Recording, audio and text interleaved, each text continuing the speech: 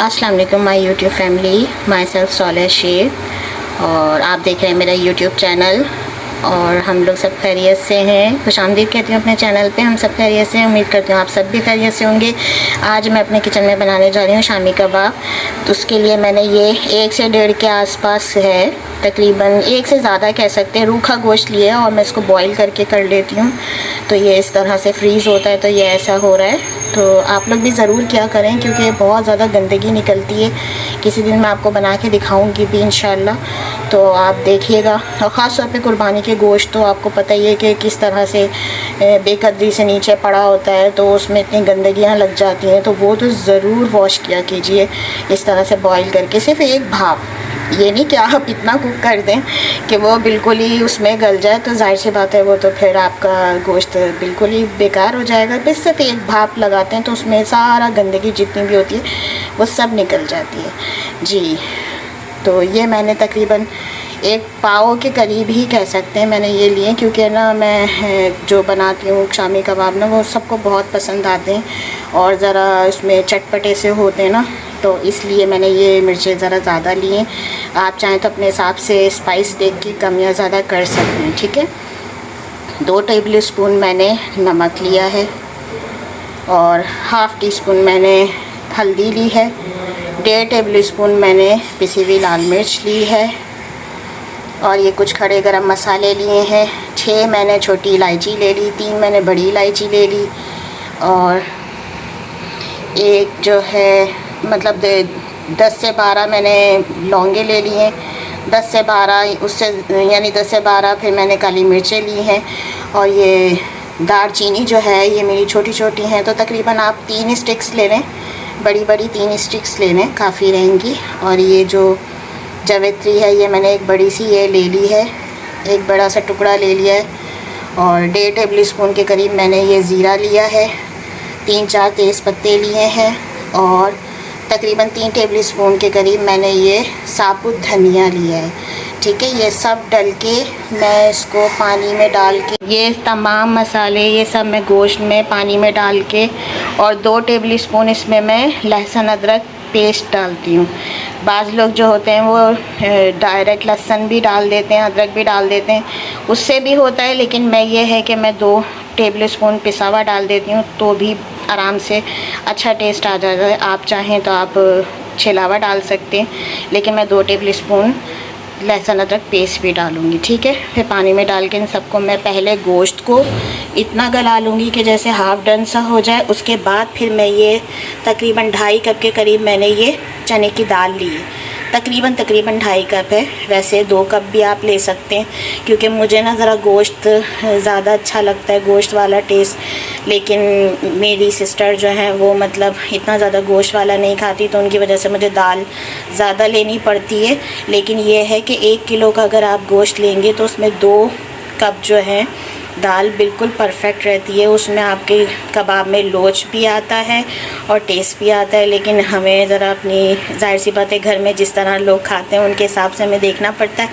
तो मैं ये दाल ज़रा सी ज़्यादा ले लेती हूँ ताकि वो भी खा सकें बआसानी, ठीक है। दाल मैं डालूँगी तकरीबन जब ये हाफ़ डन हो जाएगा, क्योंकि दाल जो है वो फ़ौरी गल जाती है, आप समझ सकते हैं। तो इसलिए जब तक कि ये गलेगा इतनी देर में, फिर जब ये हाफ़ डन होगा फिर मैं दाल डालूँगी, ठीक है। फिर आगे के प्रोसेस आपको दिखाते हैं जी। तो इसमें 2 दरमियाने साइज़ की प्याज भी डलती हैं, मैं मेंशन करना यहाँ रखना भूल गई। तो इसमें 2 प्याज भी डलती हैं, ठीक है। इसमें 2 दरमियाने साइज़ की प्याज भी डलेंगी और लहसुन अदरक पेस्ट जो है ये भी 2 टेबल स्पून के करीब डलेगा। आप चाहें तो छिला हुआ लहसुन डाल सकते हैं, अदरक डाल सकते हैं, लेकिन ये है कि इसमें आप पेस्ट भी डाल दें तो टेस्ट में कोई फ़र्क नहीं आता, ठीक है। आपकी मर्ज़ी पे डिपेंड है कि आप किस तरीके से डाल दें, ठीक है।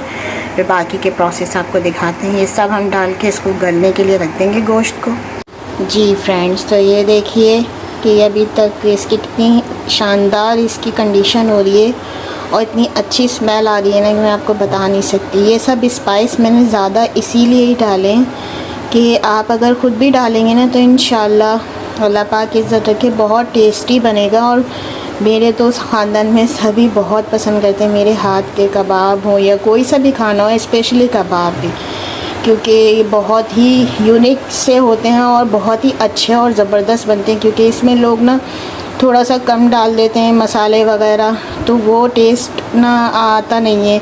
लेकिन अगर आप ये डालेंगे इंशाल्लाह इसी मेथड के हिसाब से ना, तो इंशाल्लाह आपको बहुत ही ज़्यादा मज़ा आने वाला है। इंशाल्लाह मैं आपको जब मैं इसकी प्रेजेंटेशन करूँगी पूरा रेडी करके, तो वो भी आपको दिखाऊँगी।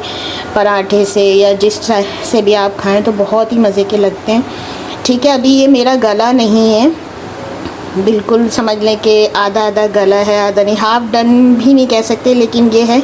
इस पॉइंट पे मैं ना चने की दाल डाल देती हूँ। ठीक है, और फिर अगर पानी कम मुझे महसूस होगा तो फिर मैं और डाल दूँगी। अगर आपको भी पानी कम लगे तो आप और डाल सकते हैं, क्योंकि जब ये अगर पानी जैसे बाज़ होता है कि जैसे पानी दाल वाल गल जाती है, गोश्त भी गल जाता है, लेकिन आपके उसके अंदर पानी रहता है, तो देखें पानी आप बिल्कुल भी डिस्कार्ड मत कीजिएगा, क्योंकि जो सारा मज़ेदार ही कहते हैं ना कि जो मज़ा है ना इसके इसी पानी में है। तो आप कोशिश ये किया करें कि इतना एक्यूरेट मीज़ान रखें कि जैसे गोश्त भी गल जाए उसी पानी में, उसी में चने की दाल भी गल जाए। इन केस के कभी अक्सर ऐसा होता है, मोस्टली हो जाता है, मेरे साथ भी ऐसा हुआ है। तो मतलब मैं एकदम परेशान हो गई थी, मैंने कहा मैं क्या करूं, लेकिन फिर मैंने उसको तेज़ आंच किया, उसको मैंने पकाया चूल्हे पे ना, उस पानी को उसी के अंदर जज़्ब किया। क्योंकि अगर आप उसको डिस्कार्ड कर देंगे और आप सिर्फ गोश्त वगैरह ये सब निकाल लेंगे तो मैं यकीन करें बिल्कुल भी टेस्ट नहीं आएगा, क्योंकि सारा जो इसका मज़ेदारी है ना इसकी इस पानी में ही है। तो कोशिश ये कीजिएगा कि अगर आपका पानी बच जाता है तो आप उसको तेज़ आंच करें, उसको एब्ज़ॉर्ब करने की कोशिश करें, तो वो उसी में हो जाएगा। इस बीच आप इतना चलाएँगे तो वो तकरीबन आपका आधे से ज़्यादा तो उसी में ही मैश हो जाएगा, तो आपको पीसने में भी आसानी हो जाएगी। ठीक है, तो ये सब कर लेगा, बाकी इंशाल्लाह फिर आगे मैं प्रोसेस में आपको बताती रहूँगी। जी दोस्तों, तो ये देखें ये देखें मैंने इसको बना लिया था। एक्चुअली जब ये मैंने जिस वक्त वीडियो शूट किया और जो बनाया था, तो रात में ही हमारे पास न्यूज़ आ गई थी कि मेरे फूफा का इंतकाल हो गया। तो सबसे पहले तो आप उनके लिए दुआ मग़फ़िरत करें। बहुत नाइस पर्सनालिटी थे हमारे ख़ानदान की, और समझ लें उनके जाने से एक बहुत बड़ा खला है जो हमारे ख़ानदान में रह गया, जो पुर नहीं हो सकता। बहुत अच्छे इंसान थे, अल्लाह ताला उनको अपनी जवारी रहमत में जगह दे। आप लोग भी उनके लिए दुआएं करिएगा जी। तो अब वो चले गए थे, मतलब जैसे इनकी न्यूज़ आ गई थी तो फिर मैं उस वक्त नहीं ये पीस सकी, तो नेक्स्ट डे उनकी तदफीन थी तो तब भी नहीं ये काम हो सका। तो इस वजह से ज़रा सी इसकी कंडीशन ऐसी हो गई, तो मैं फ्रिज में रख दिया था। अब मैंने गर्म किया है ना, तो ज़रा ऐसा हो गया। लेकिन अगर आप फ्रेश करें, फ्रेश पीसें तो वो सही होगा। मेरा ज़रा मुश्किल आ गई थी, ज़ाहिर सी बात है, तो इस वजह से मुझे जाना पड़ा। तो फिर मैंने दोबारा गर्म किया ना, तो ये ज़रा इसकी कंडीशन इसलिए ऐसी लग रही है, लेकिन इसके टेस्ट का कोई फ़र्क नहीं होगा इंशाल्लाह। तो मैं अब इसको पीसूँगी, पीस के फिर दिखाऊंगी कि पीसने के बाद जो हम मसाले इसके अंदर ऐड करते हैं वो क्या करते हैं और किस तरह से बनते हैं, तो इंशाल्लाह टेस्ट करके भी दिखाएंगे। तो अभी मैं इसको पीसने जा रही हूँ। जो ये तेज़ पत्ता वगैरह है ना, इसको मैं नहीं पीसूँगी, इसको मैं निकाल दूँगी साफ़ करके। बाकी जो जितने भी इसमें हैं गरम मसाले वगैरह वो सब मैं पीस लूँगी, बोटियों समेत हर चीज़। तो बाकी जो ज़ाहिर हड्डी तो इसमें है नहीं, हमने तो रूखा गोश्त लिया था, तो ये जी सिर्फ ये चीज़ है ना, तो ये मैं निकाल के इसको फेंक दूँगी। बाकी बड़ी इलायची जो है उसके भी छोटे बीज ले लूँगी, और जो उसके छिलका है उसको भी मैं हटा दूँगी, रिमूव कर दूँगी। ठीक है, बाकी फिर आपको दिखाते हैं प्रोसेस।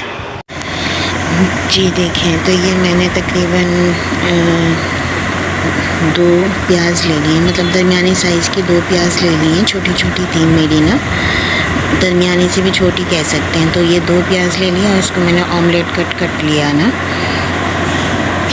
और तकरीबन आधी गड्डी मैंने ये पुदीना ली है, क्योंकि मेरा कबाब का मसाला तकरीबन 1.5 किलो के करीब है ना, तो इसलिए इसमें ज़्यादा डाला। आप अपने हिसाब से, अपने गोश्त के हिसाब से देख लीजिएगा। और ये एक बड़ा टुकड़ा मैंने अदरक का लिया है, इसको भी मैंने चॉप करके काटा है। ये इसलिए ऐसी हो रही है क्योंकि ना मैं ज़्यादा लेकर आ जाती हूँ ना अदरक वगैरह, तो उसको जमा देती हूँ। अगर जितना मेरा यूज़ हो जाता है उसको फिर फ्रीज़ कर देती हूँ तो उसमें ख़राब नहीं होता, तो ये इसलिए ऐसा हो रहा है। और एक अंडा है और ये 20-25 के बराबर मैंने ये ना हरी मिर्चें ली हैं, इसको भी मैंने चॉप कर लिया है। ठीक है, अब इसको मैं कबाब के कीमे में डाल के इसको फिर मैं मिक्स करूँगी। अगर नमक कम होगा तो और ऊपर से डाल लूँगी। फिर उसके बाद टिकिया बनाएंगे, फिर हम इसको डिश आउट करके आपको दिखाएंगे।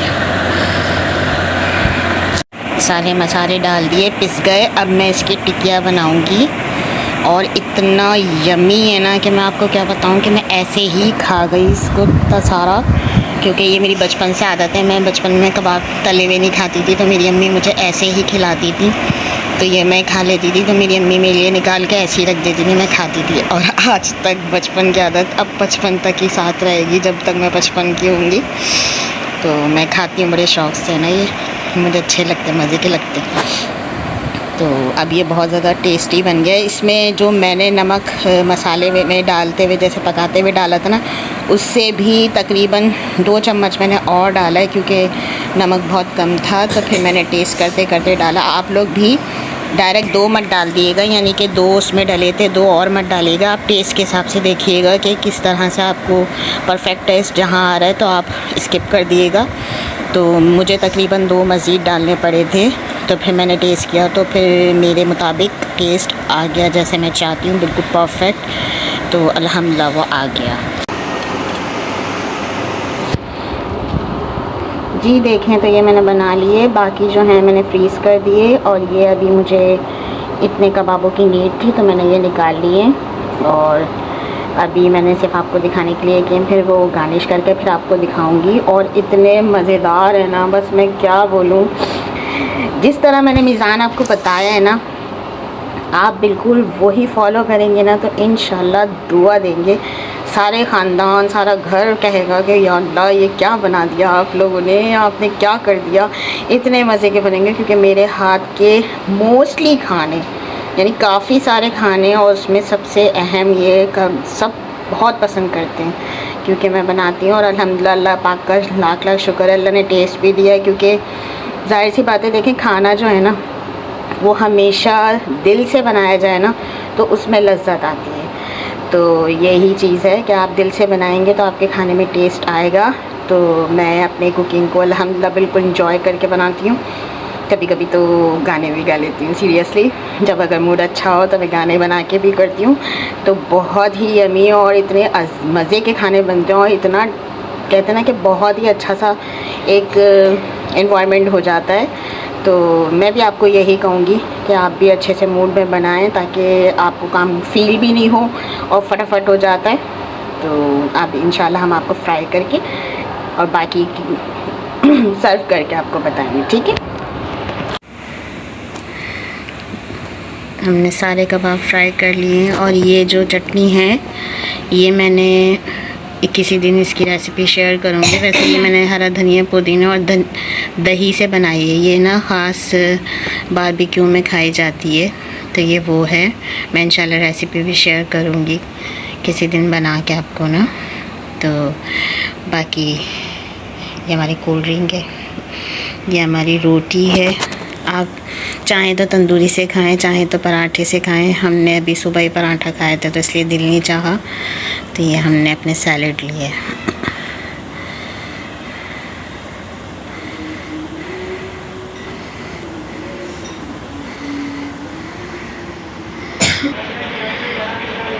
सारे कबाब हमने फ्राई करके निकाल लिए हैं। मैं इसको आपको करीब से दिखाती हूँ, कितने मज़े के लग रहे हैं और कितने टेम्पटिंग लग रहे हैं।